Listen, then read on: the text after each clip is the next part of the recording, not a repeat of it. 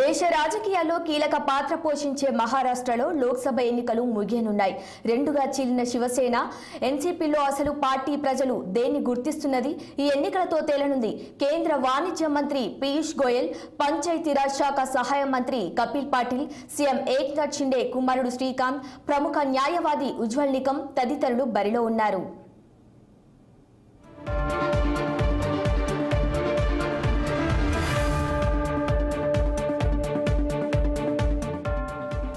ఉల్లి ఎగుమతులపై కేంద్రం నిషేధం, ఎగుమతి సుంకాల పెంపు తదితరాలపై ఇక్కడి రైతులు తీవ్ర అసంతృప్తిలో ఉన్నారు. ఇది అభ్యర్థులందరికీ పరీక్షగా మారింది. అధికార మహాయుతి కూటమి నుంచి శివసేన అభ్యర్థి హేమంత్ గౌడ్సే బరిలో ఉన్నారు. విపక్ష ఎంవీఏ కూటమి నుంచి శివసేన అభ్యర్థి రాజాబాబు వాజే పోటీలో ఉన్నారు. దేశవ్యాప్తంగా 111 ఆశ్రమాలు, 7 గురుకులాలతో ప్రజల్లో బాగా పేరున్న శాంతిగిరి మహారాజ్ ఇండిపెండెంట్ గా వీరిద్దరికీ పెను సవాలు విసురుతున్నారు. ఉల్లి రైతులను ప్రసన్నం చేసుకునేందుకు గాడ్సే వాజే శ్రమిస్తున్నారు. సీఎం షిండే ముమ్మరంగా ప్రచారం చేశారు. వంచిత్ బహుజన్ ఆఘాడీ నుంచి కరణ్ గైకార్ కూడా బరిలో ఉండటంతో చతుర్ముఖ పోరు నెలకొంది.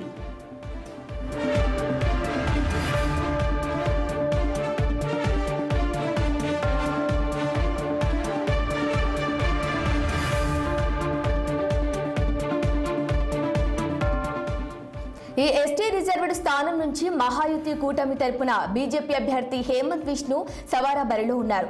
శివసేన నుంచి భారతీ భరత్ కామ్ని పోటీ చేస్తున్నారు. బీఎస్పీ వంచిత్ బహుజన్ అగాడి, స్థానికంగా బలమున్న బహుజన్ వికాస్ అగాడి కూడా పోటీలో ఉన్నాయి. దాంతో బహుముఖ పోటీ నెలకొంది. నిరుద్యోగం, వైద్య సౌకర్యాలు లేమి ఇక్కడి ప్రధాన సమస్యలు. ఈ ప్రాంతానికి చెందిన ఓ మత్స్యకారుడు ఇటీవలే పాక్ జైల్లో మరణించటం, ఇక్కడ 2 సాధువులను కొట్టి చంపటం ఎన్నికల అంశాలుగా మారాయి. ప్రధాని మోదీ, యూపీ సీఎం యోగి, బీజేపీ అగ్రనేతలు సాధువుల హత్యను పదే పదే ప్రస్తావించారు. 76,000 కోట్లతో ప్రతిపాదించిన వాధ్వాన్ పోర్టుపై స్థానికుల నుంచి వ్యతిరేకత వ్యక్తమవుతోంది. శివసేనకు చెందిన సిట్టింగ్ ఎంపీ రాజేంద్ర దేద్యా గవిట్ బీజేపీలో చేరటం ఆ పార్టీకి కలిసొచ్చే అంశం.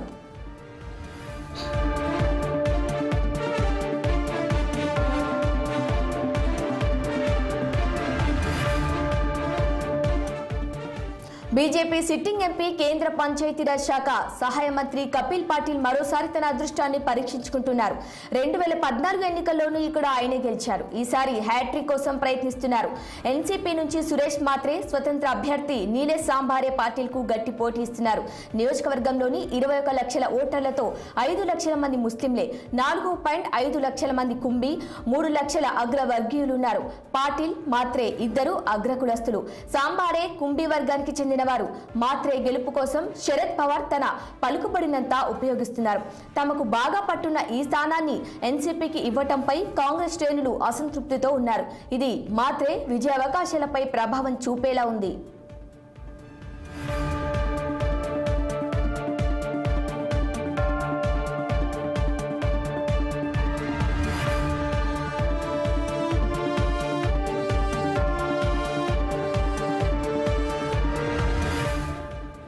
ఇక్కడ కేంద్ర వాణిజ్య మంత్రి పీయూష్ గోయల్ ను బీజేపీ బరిలోకి దింపింది. రాజ్యసభ ఎంపీగా ఉన్న ఆయన ఎంపికకు ముందు గట్టి కసరత్తే చేసింది. గోయల్ కోసం తొలుత దక్షిణ ముంబై స్థానాన్ని పరిశీలించినా చివరికి ముంబై నార్త్ వైపే మొగ్గు చూపించింది. ఇది ఒకప్పుడు కాంగ్రెస్ కు గట్టి పట్టున్న స్థానం.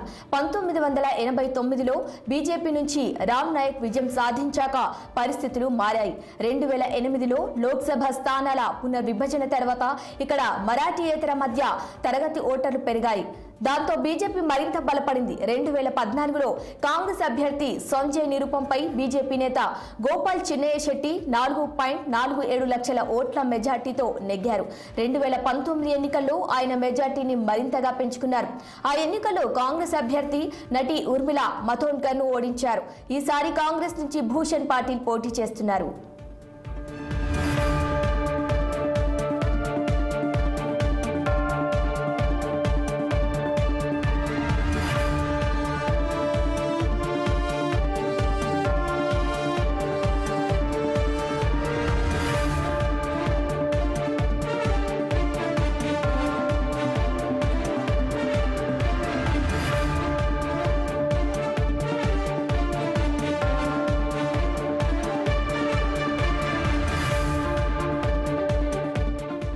అధికార మహాయుతి కూటమి నుంచి శివసేన అభ్యర్థి సీఎం కుమారుడు శ్రీకాంత్ షిండే బరిలో ఉండటంతో ఆసక్తి నెలకొంది.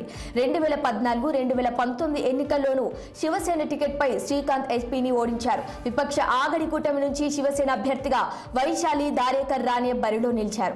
దాంతో ఇంతకాలంగా శివసేనను ఆదరిస్తున్న ఓటర్లకు పరీక్ష ఎదురైంది. సాంప్రదాయ ఓటర్లు ఈ రెండు పార్టీల మధ్య చీలితే ఎవరు గెలుస్తారన్న ఆసక్తి నెలకొంది.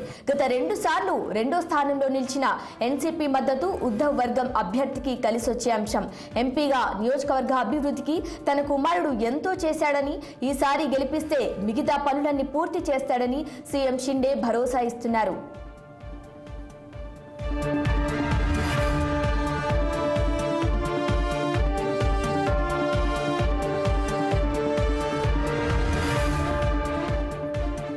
ఇక్కడ రెండు శివసేనల మధ్య ముఖాముఖి పోరు నెలకొంది. ఇతరులు పోటీలో ఉన్న నామ మాత్రమే. 2019 ఎన్నికల్లో శివసేన అభ్యర్థి రాజన్ బాబురావు విచారే 4.12 లక్షల ఓట్ల మెజార్టీతో ఎన్సీపీ నేత ఆనంద్ పరంజపై ఘన విజయం సాధించారు. ఈ విడత విచారే శివసేన అభ్యర్థి పోటీలో ఉన్నారు. ఇక మహాయుతి కూటమి నుంచి శివసేన అభ్యర్థిగా నరేష్ గణపత్ మాస్కే బరిలో ఉన్నారు. విచారే ముందు నుంచి ఉధృతంగా ప్రచారం చేస్తున్నారు. మాస్కేకు మద్దతుగా రక్షణ మంత్రి రాజ్నాథ్ సింగ్ బీజేపీ అగ్రనేతలు ప్రచారం నిర్వహించారు. కానీ ఆయన అభ్యర్థిత్వాన్ని బీజేపీ కార్యకర్తలు వ్యతిరేకిస్తుండటం ప్రతికూలంగా మారింది. విచారే, మాస్కే ఇద్దరు ధాన్య మేయర్లుగా పనిచేసిన వారే. కానీ నగర పరిసర ప్రాంతాలు సరైన అభివృద్ధికి నోచుకోలేదన్న అసంతృప్తి స్థానికుల్లో బాగా ఉంది.